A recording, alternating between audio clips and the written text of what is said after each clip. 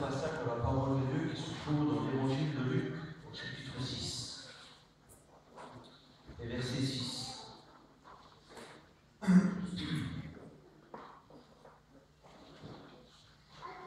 Il arriva un autre jour de sabbat que Jésus entra dans la synagogue et qu'il enseignait. Il s'y trouvait un homme dont la main droite était sèche. Les scribes et les pharisiens observaient Jésus pour voir s'il ferait une guérison le jour du sabbat. C'était afin d'avoir sujet de l'accuser. Mais il connaissait leurs pensées. Et il dit à l'homme qui avait la main sèche, « Lève-toi et tiens-toi là, au milieu. » Il se leva et se tint debout. Et Jésus leur dit, « Je vous demande s'il est permis le jour du sabbat de faire du bien ou de faire du mal, de sauver une personne ou de la tuer. » Alors, promenant ce regard sur eux tous, il dit à l'homme, « Étends ta main. » Il le fit, et sa main fut guérie. Amen. Gloire à Dieu. Alors la Bible dit que un jour Jésus rentre dans une synagogue. Et synagogue, c'était le lieu où on est là ce soir, où on est écouter la parole de Dieu, où on est prié. C'était, allez, on va dire, il venait à l'église. Un jour, Jésus il va rentrer dans une synagogue et puis la Bible dit là, il va enseigner, il va commencer à parler. Et au milieu de ces gens qui étaient là, il y avait une personne en particulier qui, elle aussi, était venue à l'église, comme elle avait l'habitude de le faire. Elle avait sa religion, elle croyait en Dieu, elle parlait de Dieu, peut-être elle ne manquait pas une réunion, et les jours passaient comme ça, les jours passaient, et cet homme-là, eh bien, il venait et il repartait comme il était venu, toujours avec son problème, toujours avec sa misère. Mais ce jour-là, la Bible dit que une personne était là, et cette personne-là va changer sa vie. Ce pasteur-là, il va parler avec autorité, dans un langage différent des autres hommes, avec une connaissance de l'homme, une connaissance du cœur de l'homme, une connaissance du besoin de l'homme. Un homme qui, d'un regard, sait dans votre vie ce qui ne va pas. Un homme qui, d'un regard, eh bien, peut savoir dans votre cœur ce qui ne va pas. Vous savez, cet homme qui venait, la Bible dit qu'il avait la main sèche. Et je m'imagine toujours cet homme venant à la réunion, voyez comme ça, en essayant de la cacher, de cacher son mal, de cacher sa part, ce qui n'allait pas. Mais voilà que Jésus était là. Il était présent. Et vous savez, on ne peut rien cacher au Seigneur. Jésus connaît tout. Jésus sait tout. Tu peux essayer de cacher ta misère. Tu peux essayer de cacher ton péché aux autres. Tu peux essayer de cacher le mal qui te ronge. La solitude au fond de toi, la détresse au fond de toi, l'angoisse au fond de toi. Tu peux essayer de cacher aux autres le mal qui est dans ta vie. Mais ce soir, à Dieu, tu ne peux rien cacher. Christ connaît tout. Il est là, il est présent. Il a des regards sur toi, sur ta vie. Ses regards se posent sur toi ce soir. Et là, d'un regard, il sait ce qui ne va pas dans ta vie. Voyez? Il sait ce qui te manque. Il sait ce qu'il te faut. Comme Jésus savait ce que cet homme avait besoin. Ah, c'était un homme religieux, c'est vrai. Mais sa religion n'avait rien changé. apporter. Ce qu'il avait vraiment besoin. Ce qu'il avait vraiment besoin dans sa vie. Sa religion ne lui avait pas donné. Ne lui avait rien apporté. Mais Jésus était là, ce jour-là. Ce n'était pas le fait du hasard. Parce que le hasard n'existe pas avec Dieu. Et si tu es là ce soir, ce n'est pas le hasard. Cette réunion, elle était déjà préparée. Et le Seigneur savait que tu allais venir ce soir dans ce lieu. Il savait que tu allais être là. Le hasard n'existe pas. Pour le monde, il existe, mais pour Dieu, il n'existe pas. Tout est préparé. Le plan de Dieu, le dessein de Dieu est préparé. Il se fait, il s'accomplit. Sa parole s'accomplit. Et l'homme ne pourra rien changer à cela. Ne pourra rien faire dans l'accomplissement de la parole de Dieu. Dans l'accomplissement du salut de Dieu. Dans l'accomplissement de l'amour de Dieu pour les hommes. Non, ce n'était pas le fait du hasard. Si Jésus se trouvait dans cette synagogue, dans cette église-là, et que cet homme se trouvait aussi, voyez, il était là aussi présent. Parce que Jésus était venu pour cet homme-là en particulier. Et pourtant, il y avait peut-être des dizaines de personnes qui étaient là.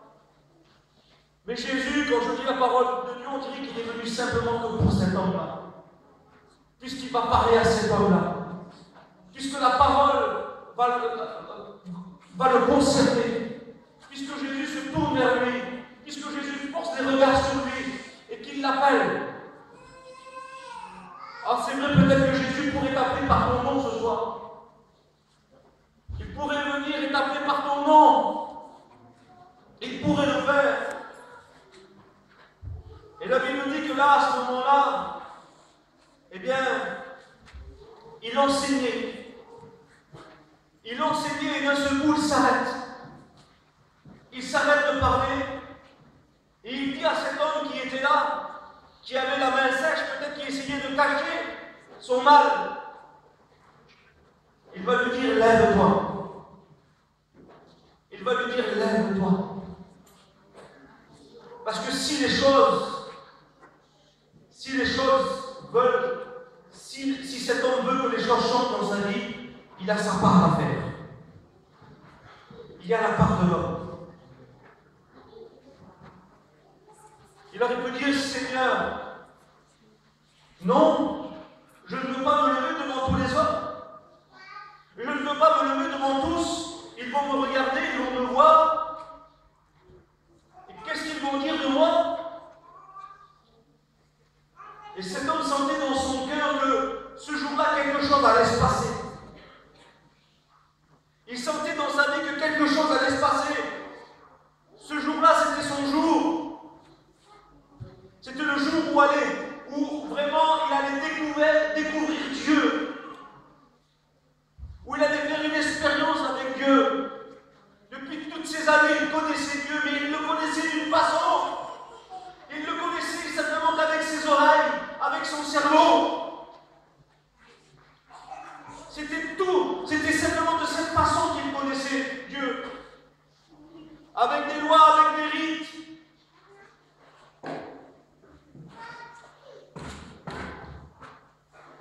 Mais il fallait qu'il connaisse Dieu d'une autre façon. Dieu n'est pas un Dieu, n'est pas une statue de pierre. Dieu n'est pas une idole faite de main d'homme. Il n'est pas un morceau de bois qui a été sculpté par l'homme. Quelque chose qui est sans vie. Dieu est quelqu'un de réel, et quelqu'un de vrai, et quelqu'un de vivant. Et c'est de cette façon-là que Dieu peut se manifester dans ta vie ce soir. Comme quelqu'un qui est présent, quelqu'un qui parle à ta vie. Une idole ne parle pas, elle ne tombe pas, elle ne marche pas, elle ne bouge pas. Mais le Dieu que je vous parle moi ce soir, c'est un Dieu qui est vivant, il est présent, il est là, il est nous.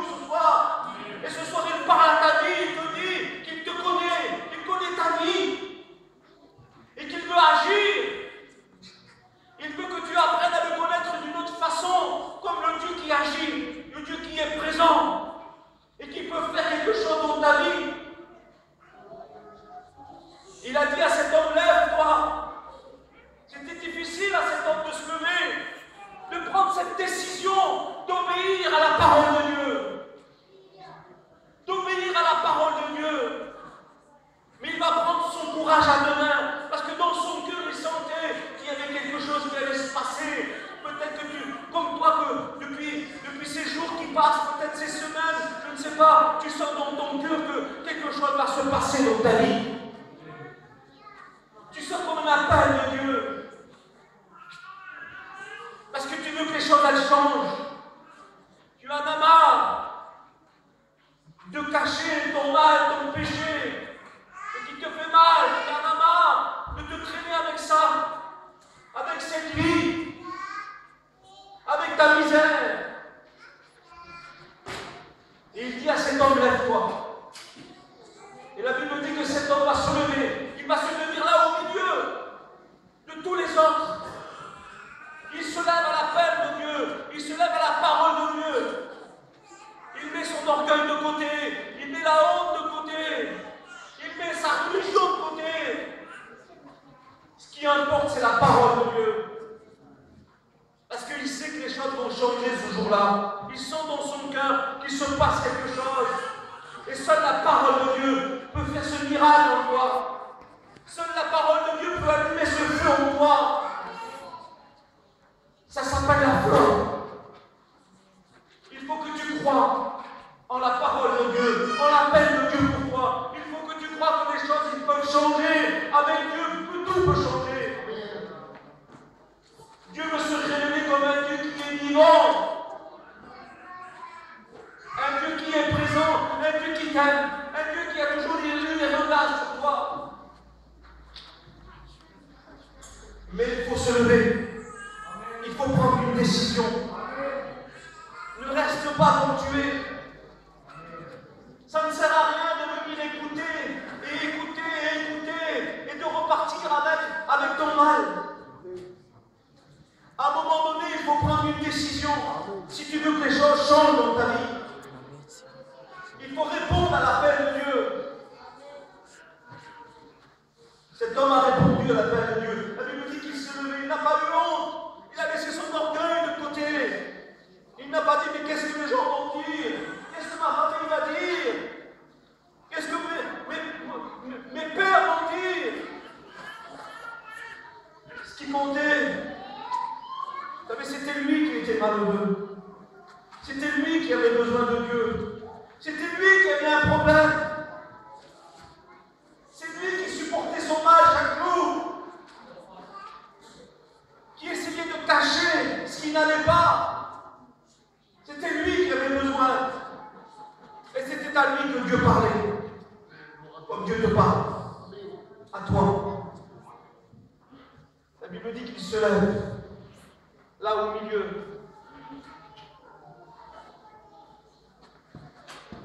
La Bible dit que Jésus va lui dire encore plus. Maintenant, étends ta main. Cette main qu'il essayait de cacher, de ne pas faire voir. Le Seigneur lui demande de le faire voir à tous ce qui n'allait pas. Que tout le monde voit. La Bible dit que tous sont péchés et sont privés de la gloire de Dieu.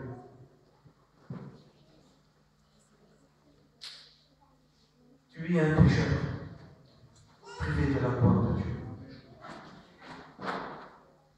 Le péché dans ta vie, le péché te rend malheureux. La Bible dit qu'un homme qui disait un jour, tant que je me suis tu, j'étais malheureux. Tant que je me suis tu, j'étais malheureux. Mais le jour où j'ai avoué, Seigneur, le jour où j'ai avoué mon péché, que je me suis reconnu pécheur, alors ça a été la délivrance. Ça a été la délivrance. Le Seigneur veut sauver. Le Seigneur sauve qui? C'est qui a besoin de grâce? Eh bien, ce sont les coupables. C'est les coupables qui ont besoin de grâce. Mais si toi tu te crois juste, si toi tu te crois bien, que tu te crois juste, alors Dieu ne pourra rien faire dans ta vie. Tu repartiras avec ton péché, tu repartiras avec ta misère.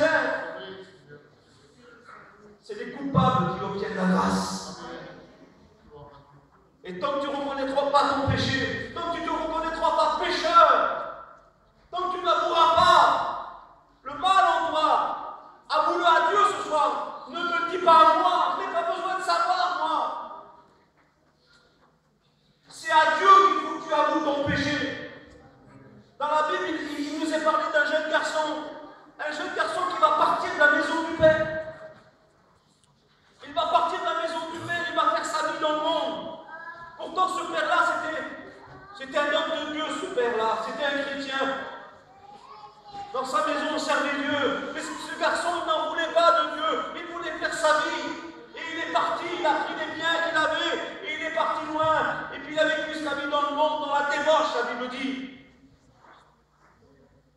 Mais à un moment donné, tout s'est arrêté. Il n'avait plus rien, plus d'argent. La famille n'est plus. Il n'avait plus rien, que les yeux pourpérés. Il était dans sa misère. Et là, dans sa misère, il va se souvenir du Père. Il va se souvenir à la maison du Père. Il y avait tout pour lui. Il avait du pain. Il avait l'amour du Père. Il avait la présence du Père. Et il va dire, je me lèverai et j'irai vers mon Père. Et la Bible dit qu'il est retourné vers le Père. Le chemin était long. Vous savez qu'est-ce qu'il a dit? Il va dire, Père, j'ai péché contre le ciel. Mais contre qui tu crois pécher? C'est contre Dieu que tu péches. C'est contre Dieu. J'ai péché contre le ciel. Et contre toi. Je ne suis plus digne. Ce garçon a avoué. Il a avoué son péché. Il a avoué ses fautes. Il a avoué ce qu'il n'allait pas. Ce soir, parle à Dieu. Parle-lui. Il est là, il est présent, il t'entend. Moi, je n'ai pas besoin de savoir. Je n'ai pas besoin de savoir, de connaître ton mal, ton péché, ta prière. Parle-lui, c'est lui qui peut quelque chose pour toi. Dieu peut quelque chose pour ta vie. Étends ta main. Étends ta main. Reconnais ton péché. Reconnais tes fautes. Reconnais. Avoue-les. Et la Bible dit que cet homme-là, il va étendre sa main. Et quand il va étendre sa main, la Bible dit que la vie va revenir dans la main. La vie va revenir dans la main. Vous voyez?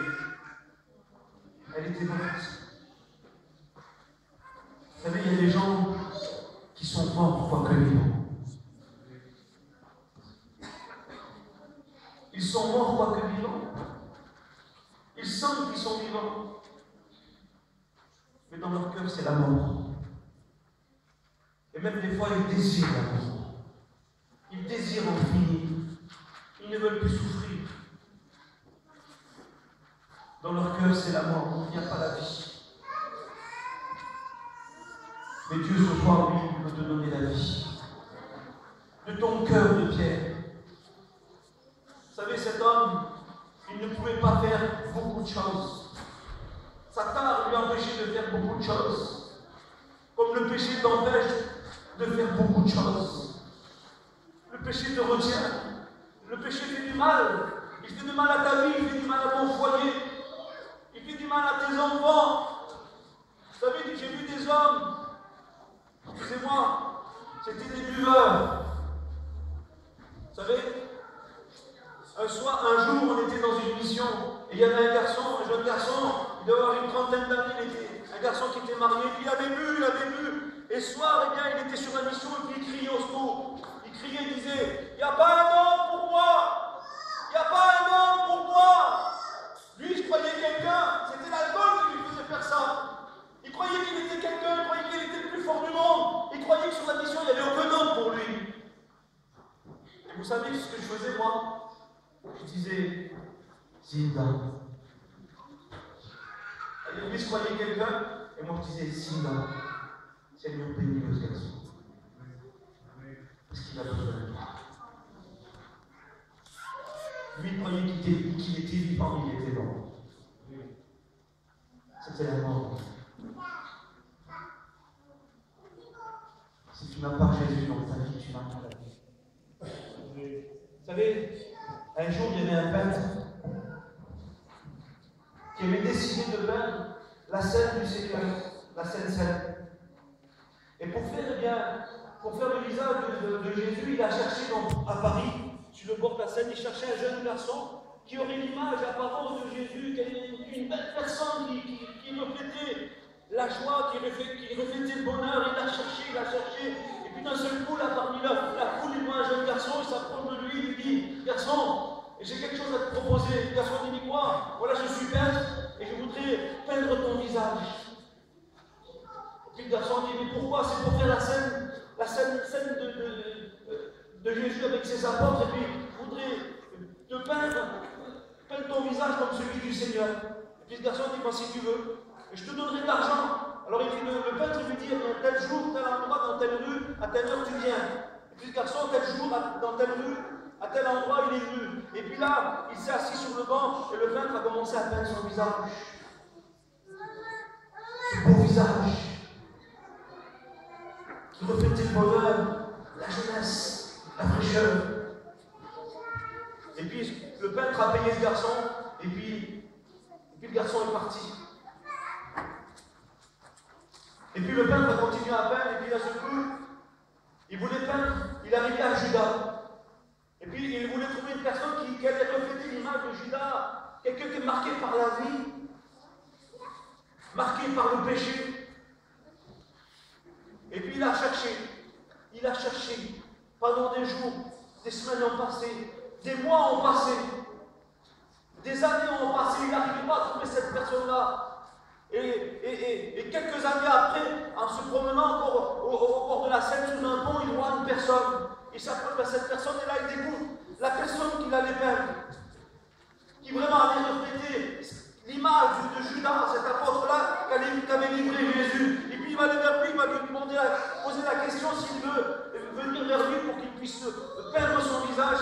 Et ce garçon-là, il a dit oui. Et puis il est venu à tel endroit, dans telle rue, il s'est assis sur la chaise. Et puis le peintre a commencé à peindre son visage. Et quand il commençait à peindre son visage, ce garçon il commence à pleurer. Des grosses larmes coulaient de ses joues. Et puis le peintre s'arrête et dit, mais mon garçon, pourquoi tu pleures? Il dit, monsieur, vous ne me reconnaissez pas? Je regarde, mais non. Vous savez, il y a quelques années en arrière, c'est moi. Vous m'avez trouvé pour peindre le visage de Jésus.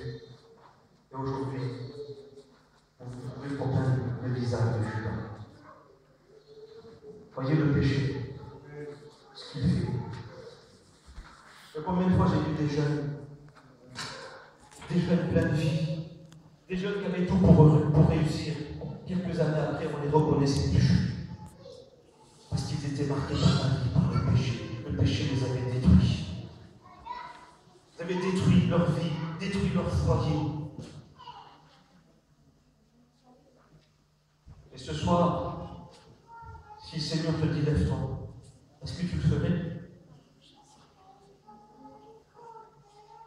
Pour que les choses changent dans ta vie. Si le Seigneur te dit ce soir lève-toi, te dis n'aie pas honte, laisse ton orgueil de côté, regarde ta vie. Regarde ton infirmité. Regarde le mal qui est en toi. Et tu ne peux pas t'en séparer de ce mal-là. Tu vis avec. Mais ce mal te ronge, ton péché te ronge. Et tu ne peux rien changer. Tu fais du mal. Tu te fais du mal. Et tu fais du mal à ceux qui sont autour de toi. Pourtant, ce n'est pas ce que tu désires. Mais c'est le péché qui est en toi. Et tu ne peux pas te changer. Et si ce soir le Seigneur te dit lève-toi, si tu sens dans ton cœur que le Seigneur t'appelle à une nouvelle vie,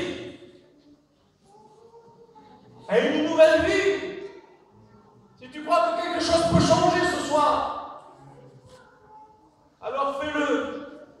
Réponds à l'appel du Seigneur. Si ce soir le Seigneur te dit étends ta main, reconnais-toi comme un pécheur. N'essaye plus de cacher ta misère, ton péché. Regarde, sois vrai avec toi-même ce soir. N'essaye pas de nous mentir à nous, tu peux nous mentir, mais à Dieu tu ne peux pas mentir. Parce que Dieu connaît tout de toi. Tu décides d'avouer ton péché. Alors la Bible dit que le Seigneur peut pardonner ta vie. Oui, tu peux obtenir la miséricorde de Dieu. Oui, tu peux obtenir le pardon de Dieu. Dieu peut te pardonner de ta misère, de ton péché. Mais Seigneur, est-ce possible, Seigneur, après tout ce que j'ai fait? Christ est mort pour toi. Il a donné sa vie pour toi. Il a pris cette place à la croix. Ce n'était pas sa place à lui. Il était innocent. Il était sans péché. Mais cette place sur la croix était pour qui? Elle était pour toi. C'était ta place à toi. Tu étais coupable. Tu étais pécheur. Tu méritais la mort. Mais Christ a pris ta place. Il a pris la mort pour et qu'il te donne la vie ce soir. Pour que son sang coule sur ta vie et te purifie de tout péché. C'est possible. Dieu peut te pardonner. Dieu peut te libérer. Dieu peut changer ta vie. Lève-toi, te dit Seigneur. Amen. Alors, je ne veux pas vous faire lever ce soir. Et ça se passe dans ton cœur. Là, dans ta vie, dans ton cœur, lève-toi. Étends ta main. Avoue ce soir. Avoue ton péché à Dieu. Demande pardon à Dieu de ton cœur. Repends-toi. Et la vie, elle viendra en toi. Mais comment, Seigneur? Mais c'est le miracle de Dieu, ne cherche pas à comprendre. C'est un miracle du ciel. Dieu veut faire ce miracle dans ta vie. Dieu veut faire ce miracle dans ta vie. Il veut t'apporter la vie. Il veut changer ta vie. Alors on va prier le Seigneur.